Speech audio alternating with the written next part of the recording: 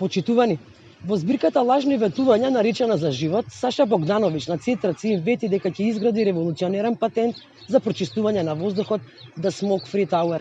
Овој патент според Богдановиќ има за цел да исчисти 30.000 метри кубни и прочистување на воздухот од 75% за конечно жителите на Центар да почнат да дишат чист и квалитетен воздух.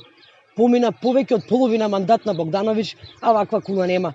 Уште еден доказ дека СДСМ пред избори ветува буквално кули и градови, а после нема никаква реализација. Богдановиќ мора да одговори пред центарци докаде е изградбата на седометарската кула, каде ќе биде нејзината локација и кога ќе биде ставена таа во функција. Почитувани, очигледно лесно било овој проект Богдановиќ да го припише од интернет, ама за жал тешко му е да го реализира се уште. Центар и понатаму е една од најзагадените општини во Македонија, но и во Европа. Со право центарци очекуваат Богдановиќ да го направи тоа што го ветил.